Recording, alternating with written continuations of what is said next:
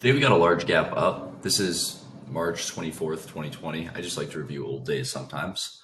We got a large gap up on this day from the prior day, and it's really important that bulls were able to keep this gap open. Whenever you get a gap above the prior day's high or below the prior day's low, you need to pay a lot of attention to if the other side is able to close that gap, because there are traders who sell above the high of this day, and those traders are disappointed in this, and they're trying to get out at break even down here. And if bulls don't let them out, you can see those bears got trapped. So if the market trades back to the prior day's high, then you should be paying a lot of attention to that, because it lets trap traders out, and it would make the day a lot less bullish if it did.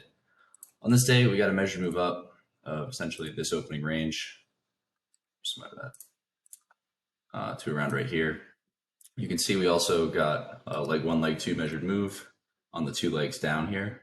Leg one, leg two. It was about even. And one more thing to note is there was this, this is two legs up. It's too steep to sell anything, and this is too good of closes. But essentially, this is a low two bear flag, and the bear flag fails. And so when bear flags fail, obviously, oftentimes bulls will buy looking for a measured move up, and that's around where we got on the day. The day opened with a big bull bar on bar one, closing near its high. It's a good bar, but it's probably more of a trading range than a trend, because most likely you're going to get bad follow through, which we do on bar two. Disappointing traders. Disappointing traders is kind of the hallmark of trading ranges. When those traders are disappointed, a lot of them sell out, and that's where we get three, but no one's going to sell below, a lot of bulls buy the close of three, trying not to let it trigger, because if you do, three is a reasonable swing sell. But again, it's a trading range day. And when it's a trading range day, you should just bet on disappointment. Whatever you want to happen is probably not going to happen on trading range days. On trend days, traders are, buying at the market, buying for any reason on a bull trend day, and they're able to make money. And on trading range days, you often find yourself sitting there hoping something's going to happen, and it just never ends up happening. And so that's why traders, a lot of times, who are betting on breakouts end up doing really poorly on trading range days and in trading ranges in general. Follow through on bar five, but we're back at the one high. And any bull who bought one tick above the one high, you can see they were never let out at break even. And so these bars are humongous, by the way. That's a 20-point bar right there. This is from a while ago. This gap was like 6%. This was a crazy time. But anyways, the bulls who bought here a while ago have not been let out at break even, and they're obviously disappointed in bar two and bar three. So when they get bar five, they're just going to exit around break even, which is what they did, causing bar six. Bar six is a low two short for the bears, but probably going to be disappointed. And as you can see, we went below six and we got a doji bar. There were bulls buying below six, knowing that four and five was probably strong enough for a second leg. And so those traders bought below six and looking to get back up to the five close. Eight, probably sellers above seven. And the interesting thing is, if the trader sold above seven, maybe you can get out at break even somewhere in here. But if you sat through eight and you sat through nine, you were never let out until 20. And you can see bar 20 came right down and tested the seven high almost exactly. And that's where there were buyers. Because if you sold above this, you'd be really disappointed in this follow through. And so when you get three legs down and three pushes down to your entry price, that's probably where you're going to get out. Something else I wanted to make a note of is this is a really tight bull channel, and 34 through 36 is a climactic move. And whenever you get climactic moves in trading ranges, I mean, trading ranges are climactic. That's what they do. But this is a really, really strong spike. And, you're 15, 16 bars into this quote unquote trend, but it's a trading range day. But it's a tight bull channel. So you're 15, 16 bars into this tight bull channel, and then you get a strong breakout. When that happens, it's usually signaling it's actually towards the end of the trend. So while this is really strong, and it's strong enough for a second leg because it's a breakout on a higher time frame, let me pull up the higher time frame. I have a good point to make. So while it was a breakout on, what time was it at? It's basically 11:05 to 12:25. Oh, that's the problem. It's not the 15-minute. 11:05, so 11 to 12:25. You can see it's a breakout on a higher time frame, and this is enough for a second leg. Oftentimes, the market, even when you get enough for a second leg, will pull back below the first leg and then get that next leg up. So while we're probably going to at least test this low, since it's a trading range day, you have to keep that in mind. That tight bull channel should get a second leg even if the pullback is deep. And so this is the tight bull channel, and it should get a second leg even if the pullback is deep. So these climactic moves in trading ranges, when you get something like this, there's a 60% chance it's the end of the trend, and it's a 60% chance that you're going to get one more leg up. 38 is the one more leg up. You can see it was the end of that trend. But anyways, I was on bar 10. So basically, if you sold above 7, you had basically one chance to get out at break even during 9. If you didn't get out at break even during 9, then you were stuck until bar 20. 9 is a reasonable swing buy. I think it's okay. It's probably a third push up, so it's not great. And you need really good follow through, which you don't quite get. And the reason I say you don't quite get really good follow through is if you buy above 9, you're buying way above the moving average, and you haven't had consecutive bull bars. You have it on 4 and 5, but you want consecutive bull bars on 9 and 10. And you get a bull bar on 10, but it's not big, not closing near its high. You wanted a big explosive bull bar with very small tails closing above the 2 high. You wanted something closing above the breakout point, because that's where traders are going to sell, and that's where traders are assuming this trading range is. So the follow through on 10 is not as good as it could be. And the same thing with 11. It's a bull bar closing near its high, but it's not breaking out of anything. So you need to wait for the breakout. And you do get the breakout on 12, but you can see there are sellers there. And then we retest the breakout point on 13. So any trader who bought up here is obviously disappointed in 13. And you get 14, 15, those traders scalp out.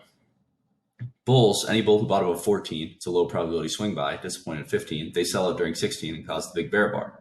But you know that bulls who buy below 15 are probably going to get out at break even, same way that the bears who sold above 7 are probably going to get out at break even. So probably buyers below 16. It's a low probability swing trade, but I don't think it's all that good. You're probably going to be disappointed in the follow through, which traders are on 17 and 18. 19 is an inside bar, potential swing short, but I think it's not that good for kind of the same reasons. This is a decently tight bull channel. We're probably going to go more sideways here, and this is a tight trading range. So any bear who sells below here, you can see they got a 10-point scalp, and then they just exited during 20, buying back shorts. Bears who sell 19 realize traders are buying back shorts with a 10-point scalp, and they just buy back their shorts at the market on the close of 20, causing a rally on 21. Not to mention it's also 3 pushes down, 13, 16, and 18, 19, 20. So bulls will be buying too, citing that it's probably a wedge. And I haven't looked at this yet, but maybe it's a 50% pullback from this spike. Not quite that one. Kind of depends which one you want to use. But it's around a 50% correction of the spike, and bulls buy. Bad follow through from 21 on 22. We were probably getting back to the 20 high to let those traders out at break even. And bar 23, doji bar. So this is not ideal follow through for anyone who bought above 21, but we do drift higher. It wasn't very likely that we were just going to keep going up, but we did. 24, second leg up for bulls from 21 possibly. Testing the 15 close of some sellers, and the sellers around the 15 close caused 25. You get big bull bar in 26, breaking out to a new high, yes, but you want consecutive bull closes at a new high. So can bulls get follow through is the question, and can they keep the gap open with the 24 and 25 high? The answer to both of those questions is probably not. Something else to note is that, so bad follow through 27, which is to be expected. Those traders, anyone who bought here scalps out disappointed during 28. We closed that gap. But you can see that there was still an open body gap here. And we had a couple of open body gaps. Body gaps are just normal gaps on a line chart. So if you're trading a line chart, it only cares about closes. So it doesn't really matter if the tails overlap, so long as the bodies don't overlap. So you can see the bodies don't overlap here. They don't overlap here. And so traders on line charts see these as open gaps. Now, there are kind of different ways to interpret these because it is a tight bull channel, and so it's probably good enough for a second leg, and the open gaps are strong for the bulls, but it's also probably a trading range day, so you have to keep in mind that in trading range days, gaps fill. And so it's more likely that, it's reasonably likely we're going to close these gaps. Anyways, 29, high 1, not a great buy. Big follow through 30 to a new high, but in tight channels, just as the market becomes always in long and bulls are wanting to buy, it often pulls back and is disappointing. So again, just the same way that 26, big buy climax, and then disappointing follow through. 30, big buy climax, disappointing follow through, which is very common. 31, not very good follow through. 32, bad follow through. 33, three straight bars that are not in good follow through. And then you get 34. It's still on the channel line. It's still technically a high 1 and an okay buy, but it's not all that good. And then you get 35 and a kind of a gift at 36, which a lot of traders will just take profits at. You know that we have the 2 open gaps, and the odds that we can keep the open gap with the high of 32 are pretty low. And you can see once we get 36, like I already talked about, this is climactic, bad follow through 37, second leg 38, and then 39 and 40. 40 probably, or 39, probably not very many trap bulls below 39. You know that anyone who bought below 39 had a quick chance to get out on 41. You can see that went, I think, one tick, so low 2415.25. So the bulls needed it to get to 2415.5. And that's exactly where it got. So anyone who bought below here, disappointed 40, got out at break even. Some traders might sell below 40, citing it's a parabolic wedge, or 3 consecutive buy climaxes, the gap in bar 1, and then 4 to maybe like 12 or 15, and then 21 to 38. That's a reasonable argument too. 41 follow through for bears, and then you get a big giant bear bar on 42. Now you have trap bulls who bought below 41. You can see they were never let out at break even, which makes it more likely you're going to get another leg down. But we might have to close this gap because it is a trading range day. You can see we're going through and closing the gaps that I was talking about earlier that were open, which is very common on trading range days. 43, doji bar, you can see we weren't able to close that gap. It's not quite an inside bar, but it is 5 straight bear bars, so it is self-closed, definitely always in short. We were probably always in short by the close of 41, definitely by 42. 44, it's kind of 2 legs down, 1 pull back on 43, 2 on 44. So a high 1 at 45, but probably not that good. This is a tight channel, so any reversal is probably going to be minor. 46, bad follow through. You can see that any bears who who shorted 44, disappointed 45, getting out break even during 46. That's causing the buying there. And you know that once you get a bull bar, bulls are going to buy below. So bulls buy below on 47, and bears will probably buy back their shorts below as well on 47, and that causes the reversal up. It's a high 2 above 47, but it's not that strong. I think it's more likely that we're going to go sideways here because it's obviously a bear bar. So kind of a bad follow through 48, 49. Bulls just kind of trying to get back to the 41 low, but not quite able to. Not enough momentum. You can see tail on 49, or tail on 48, tail on 49, tail on 50, and a bad signal bar. So a lot of bulls give up, causing 51. But buyers below 50, which is to be expected, limit order buyers. And then you get 52, pulls back, lets those buyers out at break even, and you start to get the second leg down. None of this is all that great. That's the problem with a lot of trading range days, is it turns into extremely sideways trading. And by the time it becomes clear, like 55, 56, it reverses. So 53, big bear bar, but gets bought back up. Second leg down essentially on 54, and then big follow through 55, but it's pretty climactic. This is the best looking bear bar, pretty deep into this bear trend, so I'm not sure you want to be selling it. If you do, you want a big giant bear bar. You want something like 42, essentially just a dump below the low of the day and see if we can close the gap with yesterday's high. So if you're selling here, that's pretty much what you're trying to do. But the problem with selling here is that your risk is big. So, what are the odds if you're selling below 55 that we're just going to collapse straight down below the day's low and not find buyers and just get right here? They're not very good. And as each bar continues, the risk grows. And so when you get down here, you're towards the bottom of a trading range, so your probability isn't very good and your risk is big. And you got to think about what that means for the other side of the trade, right? So what is that? So if your probability is not very good down here of getting a giant move down and your risk is huge, that means that the probability is decent for the other side and the risk is small. And when you have good probability with small risk, that's a good trade. So that's why bears will start buying back shorts here, knowing the equation is better for bulls. Bulls get essentially 2 legs, up, down 58 and up on 59. But 59 closes near its high. And we potentially have, a magnet here with the 41 low, and maybe even the 50 low. You could use that as a magnet, but I think the 41 low is more important. And so that it's okay to be long. Now, when you're buying above a bar like 59, you have to be careful because this is a strong bear channel. And so it's tight enough to get a second leg sideways to down.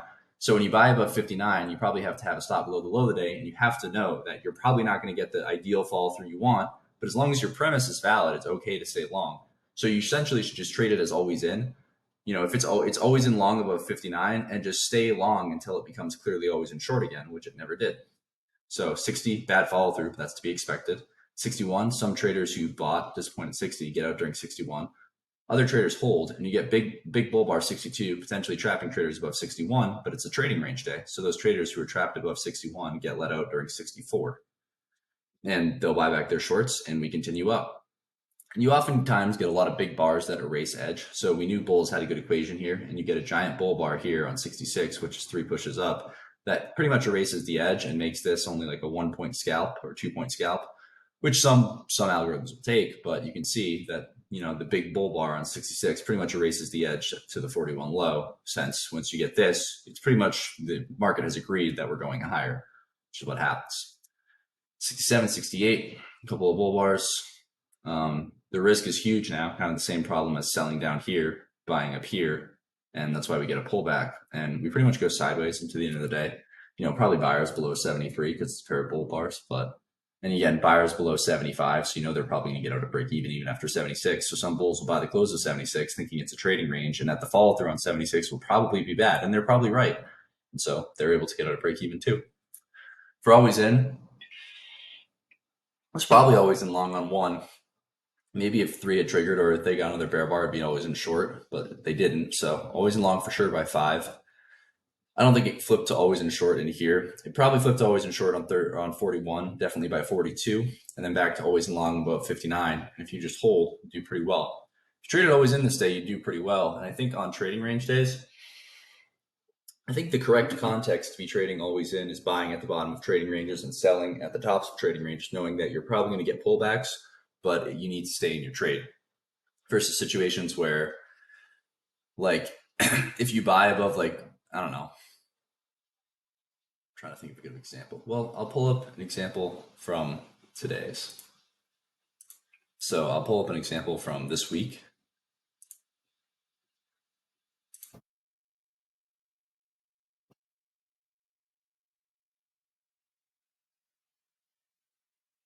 Just give it a second. So if you're buying above a bar like 45 on this day, you want explosive follow through. This is the example that Brad used. And same thing with 19. If you're buying above 19, you want another bar that looks like 19. If you're buying above 45, you want another bar that looks like 45. You're probably not going to get it. When you get bad follow through 46, you just got to scalp out. Versus here, like 14, it's a tight bear channel. So bears are probably going to get another leg sideways to down, but it's still a reasonable buy. You just have to be willing to sit through the pullback that is coming and realize we're probably going to get back to the 4 low and close the gap because it's a trading range day. So I just thought that was interesting, and that's basically my review of that day.